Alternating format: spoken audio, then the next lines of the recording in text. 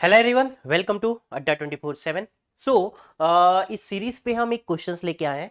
आपको जैसा कि पता है, हम एक एमएसक्यू सीरीज चला रहे हैं जिसमें हम एमएसक्यू के क्वेश्चंस लेंगे यहाँ पे डिफरेंट डिफरेंट सब्जेक्ट के। तो आज मैंने क्वेश्चन लिया है फ्रॉम डिजिटल इलेक्ट्रॉनिक्स। आप देख सकते हैं आपके सामने दो मल्टीप्लेक्सर 2x1 मल्टीप्लेक्सर्स गिवन है। ये आपके पास दिस इज 2x1 मक्स आपको गिवन है एंड ये 2x1 आपको मक्स गिवन है। ठीक है, और ये क्वेश्चन आपका एमएसक्यू क्वेश्चन है। आप देख सकते हैं 2x1 दो मल्टीप्लेक्सर कनेक्टेड है आपस में। ठीक है, और आपको पूछा गया है output function F X Y Z is, आपको 4 ऑप्शंस दिए गए हैं ए बी सी डी। तो आप सभी को पता है कि एमएसक्यू में सिंगल करेक्ट भी हो सकता है, 2 करेक्ट भी हो सकता है, 3 करेक्ट भी हो सकता है और 4 करेक्ट भी हो सकता है। यहाँ कोई निगेटिव मार्किंग नहीं होती, लेकिन आपको पूरे मार्क्स जब भी मिलेंगे, यहाँ कोई पार्शियल मार्किंग नहीं होती है। आपको मार्क्स जब भी मिलेंगे जब आपके जितने भी करेक्ट आंसर है आपने सभी को टिक किया होगा। सो अगर मैं मान लेता हूं ये आपका 2 मार्क का क्वेश्चन है, ये कितने मार्क का क्वेश्चन है आपका 2 मार्क का क्वेश्चन है। ठीक है, सो यहाँ ए भी करेक्ट हो सकता है, बी भी करेक्ट हो सकता है, सी बी डी भी, और इनमें से कोई भी। ठीक है, कोई ना कोई लेकिन करेक्ट जरूर होगा, ऐसा नहीं होगा कि कोई भी करेक्ट ना हो। ठीक है, तो ए बी सी डी में से कोई सिंगल करेक्ट हो सकता है, डबल करेक्ट हो सकता है, 3 करेक्ट हो सकते हैं, 4 भी करेक्ट हो सकते हैं। ठीक है, तो चलिए देखते हैं इस क्वेश्चन को। आप यहाँ देख सकते हैं कि सर ये 2x1 मल्टीप्लेक्सर्स है, तो यहाँ हमें क्या मिलेगा आप लिख सकते हैं डायरेक्टली। जब ये आपका x बार होगा, ठीक है, सो आपका i0 सेलेक्ट होगा, i0 में क्या है आपके पास y है, प्लस जब ये हमारे पास x यहाँ से सेलेक्ट होगा तो आपका i1 यहाँ से सेलेक्ट होगा, दैट इज y बार। तो आप देख सकते हैं सर x बार y प्लस x y बार, यहाँ से आपको क्या मिल रहा है, तो आप इसे लिख सकते हैं x x और y। आप ऐसा लिख सकते हैं, क्या लिख सकते हैं आप इसे, x x और y, आप ऐसा लिख सकते हैं।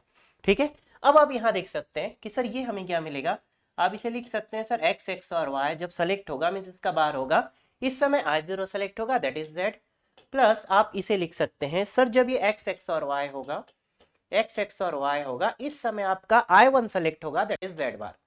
तो अगर आप इसको आइडियली देखें तो अगर आप सपोज इसे a मान लेते हैं और इसको b मान लेते हैं तो सर ये a बार b हो जाएगा और ये आपके पास a हो जाएगा and this is b bar हो जाएगा।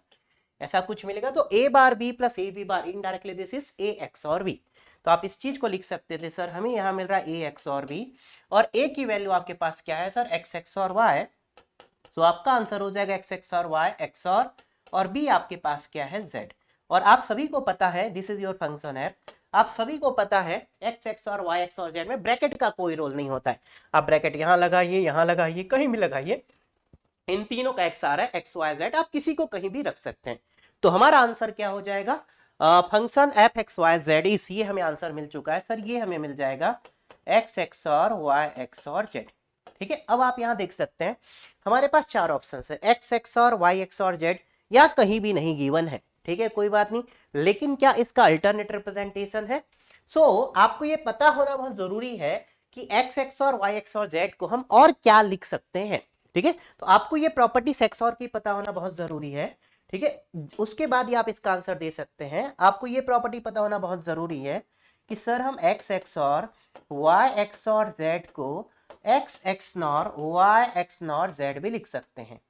ठीक है, आप 2 XOR को 2 XNOR से रिप्लेस कर देते हैं, कोई फर्क नहीं पड़ेगा। अगर एक XOR को एक XNOR से रिप्लेस करते हैं, सपोज ये XOR है और अगर हम इसे XNOR से रिप्लेस करते तो आपको या तो किसी भी सिंगल वेरिएबल्स को कॉम्प्लीमेंट करना होता या पूरे को आप कॉम्प्लीमेंट कर सकते थे। तो आप इस चीज को ये भी लिख सकते हैं, इस चीज को ये भी लिख सकते हैं, आप यहाँ XNOR ले सकते हैं या XOR ले सकते हैं, ये भी आपके पास चॉइस थी। आप इसे ऐसा भी लिख सकते थे x XNOR y XOR z, और इस पूरे का कॉम्प्लीमेंट आप इसे ऐसा भी लिख सकते थे। ठीक है, तो क्या ऑप्शंस में सर फर्स्ट ऑप्शंस पे है तो ए तो करेक्ट होगा हमारा answer. Sir x XOR Y XNOR Z का कॉम्प्लीमेंट, सर ये आंसर भी हमारा करेक्ट है। अब आपको ये चेक करना है सर क्या सी करेक्ट है। सर ये इसका कॉम्प्लीमेंट है, कॉम्प्लीमेंट है तो इसका कॉम्प्लीमेंट और ये वैल्यू सेम तो नहीं हो सकती, इसका मतलब 100% ये आंसर तो गलत होगा, तो सी नहीं हो सकता। Sir D X XNOR Y XNOR Z है तो क्या इसका कॉम्प्लीमेंट इसके बराबर होगा, नहीं सर ये भी नहीं हो सकता। तो यहाँ जो हमारा करेक्ट आंसर मिलने वाला है that is option A and D. तो आपको ये दो आंसर यहाँ पे चूज करना होता। सो बेसिकली आपको इस एक्सऑर की प्रॉपर्टीज पता होनी चाहिए कि सर ये एक्सऑर गेट को हम एक्सनॉर के फॉर्म पे कैसे लिख सकते हैं, कैसे लिखा जा सकता है। तो मैं एक बार आपको ये रिकॉल भी करा देता हूं। तो यहाँ आंसर हमारा क्या हो जाएगा, this is nothing but option A and option B. ठीक है, तो आपको ऐसे एमएसक्यू के क्वेश्चंस को हैंडल करना आना चाहिए। ओके, सो ये बेसिक प्रॉपर्टी आपको पता होनी चाहिए कि सर अगर हमारे पास x XOR Y XOR Z है ठीक है, आप इसमें से किसी भी अगर एक एक्स और को एक्स नॉर बनाएंगे, ठीक है, और दूसरे एक्स और को एक्स नॉर बनाएंगे तो सर ये 2 बार कॉम्प्लीमेंट होगा।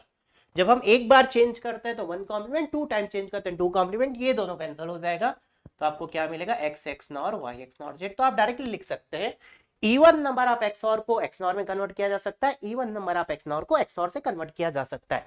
लेकिन अगर आप इसमें से किसी एक को कन्वर्ट करते हैं, x XOR Y XOR Z, अगर आप यहाँ किसी इस एक्स और को आप एक्स नॉर बनाते और रिमेनिंग को आप एज इट इज रहने देते तो आप पूरे में बार लगा सकते हैं, और पूरे के बार को यहां से रिमूव करके किसी एक में आप बार लगा सकते हैं, या फिर आप इस बार को हटा के इस एक्स नॉर को एक्स और बना सकते हैं, इस एक्स और को एक्स नॉर बना सकते हैं।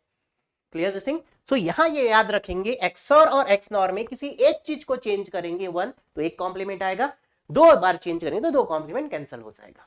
क्लियर है ना? आप इसे ऐसा भी लिख सकते हैं, देखिए आप अगर इस एक्स को एक्स बार बनाते हैं, इसे एज इट इज रखते हैं, आप इस वाई को वाई बार बना दीजिए, तो ये दोनों वैल्यू सेम है, तो यहाँ 2 टाइम बार, इस चीज को आप ऐसा भी लिख सकते थे x XOR Y XOR Z. ठीक है, एक बार को आप पूरे के बार लिख सकते हैं, सेकेंड बार को पूरे के बार लिख सकते हैं, 2 बार कैंसिल हो जाएगा, यू कैन राइट। तो this is very very important property कि अगर आप एक बार को यहाँ सिंगल बार है तो आप पूरे का बार लगा सकते हैं, पूरे के बार को आप सिंगल बार पे लेके आ सकते हैं। किसी भी एक एक्स और को एक्स नॉर बनाएंगे तो कोई भी एक वेरिएबल कॉम्प्लीमेंट हो जाएगा या पूरा कॉम्प्लीमेंट हो जाएगा, फिर से अगर आप इसको एक्स नॉर बनाएंगे तो फिर से कॉम्प्लीमेंट हो जाएगा, 2 टाइम कॉम्प्लीमेंट कैंसिल हो जाएगा।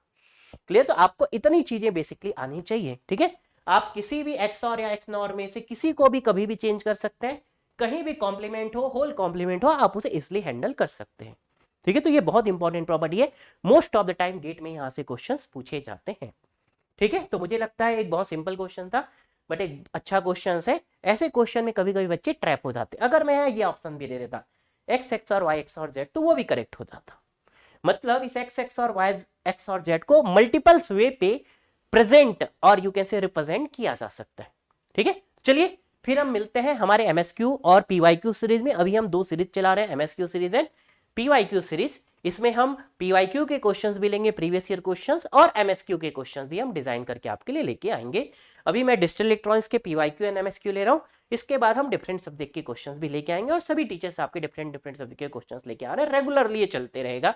ठीक है, तो बस आप ऐसे एंजॉय करते रहिए, सेशन को लाइक करते रहिए, ठीक है, लोगों तक शेयर करते रहिए, और जो भी डाउट है आप कमेंट पे हमसे पूछते रहिए। ठीक है, मिलते हैं नेक्स्ट सेशन पे। Thank you, take care, bye bye and Jai Hind.